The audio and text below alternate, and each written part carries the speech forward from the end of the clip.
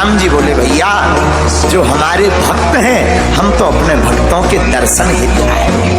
ये तो बड़ी उल्टी बात। राम जी दशरथ भवन में पैदा हुए किस लिए? पाप के हरण के लिए? नहीं। तो क्या रावण को मारने के लिए? वो भी नहीं। राम जी से ही पूछो आप किस लिए आए? भगवान ने एक जगह कहा ना हम रावण को मारने आए तो फिर ना हम पाप का हरण करने आए। बोले फिर तुम आए क्यों? राम जी बोले भैया, राम जी बोले जो हमारे भक्त हैं हम अपने भक्तों का दर्शन के लिए आए। देखो ये तो बड़ी उल्टी बात है ना, भक्त तो आपका दर्शन करना चाहते हैं। भगवान बोले हम भक्तों के। बोले ऐसा क्यों? राम जी असाधारण लीला करते हैं। असाधारण लीला क्या? सबरी के घर जाना, केवट को गले लगाना, विभीषण जी को अपना बनाना, यही तो भगवान का असाधारण लीला है। और निषादराज जैसे को मित्र बनावे, बानरों को अपने सखा बनाते हैं या सहयोगी बनाते हैं, ऐसे केवल हमारे एक रघुनाथ जी ही है। तो मित्रों जानोगे आज की वीडियो के एंड में।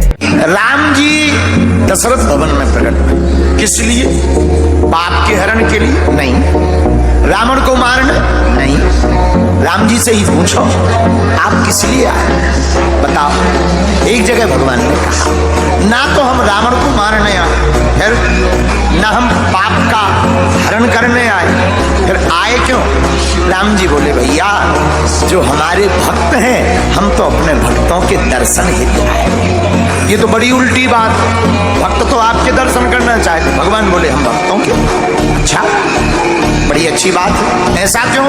तुम एक पग रखो हम 60। राम जी असाधारण लीला कर किसके पुत्र? धर्म चक्रवर्ती राजा के। लेकिन असाधारण लीला क्या है? सबरी के घर जाना, केवट को गले लगाना, विभीषण जी को अपना बनाना, ये भगवान की असाधारण लीला है। भला कौन मनुष्य है जो उच्चता पाकर के सबसे अंतिम छोर के व्यक्ति को गले लगाए, निषाद राज जैसे को मित्र बनावे, बानरों को अपना सखा बनावे, सहयोगी बनावे, ऐसे एक केवल हमारे रघुनाथ जी ही है।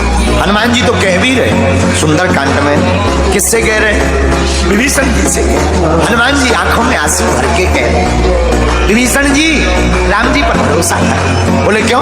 बोले हमको देखो हम कपी हैं। कपी मतलब बंदर। बंदर बड़ा चंचल होता है और एक और कमी होती बंदर में। बोले क्या? बोले बंदर में बंदर बड़ा कामी होता है। सबसे ज्यादा कामी कोई होता है तो बंदर होता है। ये हनुमान जी की प्रभुता देखो, बड़प्पन में भी कितना सरलता है हनुमान जी में। हनुमान जी आंखों में आंसू भर के कहते विभीषण जी हम तो इतने चंचल है, कामी है, कामना भरी पड़ी। लेकिन एक कमी और है क्या? प्रातः काल कोई अगर हमारा नाम ले ले तो दिन भर उसको आहार नहीं मिलता। इतने अवगुणों से भरे हैं फिर भी राम जी का प्रताप ऐसा। विभीषण जी से कहते हनुमान जी फिर भी देखो तो भगवान का कितना अच्छा स्वभाव में चंचल बंदर। अच्छा देखो मानव कोई होता तो बात अलग, वो भी बंदर, काम का ना काज का। बंदर क्या जाने अदरक का स्वाद। ऐसे बंदर को भी बुरा मत मानना, क्षमा करना। आप लोग विद्वान श्रोता हैं पर क्षमा कीजिएगा। देखो यही प्रभु की कृपा है कि बंदर भी सुंदर हो जाता राम की शरण में जाता।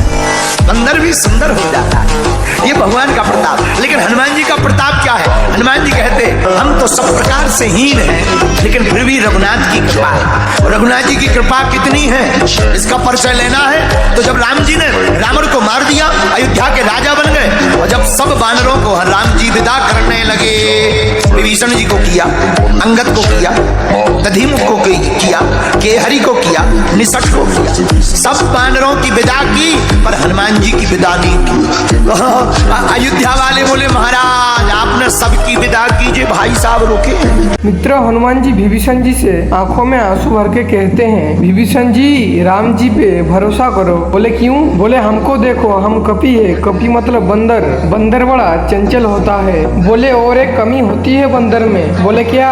बंदर बड़ा कामी होता है। सबसे ज्यादा कोई कामी होता है तो वो बंदर होता है। और एक बात बंदर भी बड़ा सुंदर हो जाता है। राम जी के शरणों में जाकर के बंदर भी सुंदर हो जाता है। जब राम जी ने रावण को मार दिया और अयोध्या के राजा बन गए, जब राम जी ने सब बानरों को विदा करने लगे, विभीषण जी को लंका का राजा बना दिया, अंगद जी को भी कुछ ना कुछ पद दिला दिया, राम जी ने सबको कुछ ना कुछ दिला दिया और सबकी विदा भी हो गया, लेकिन हनुमान जी के अलावा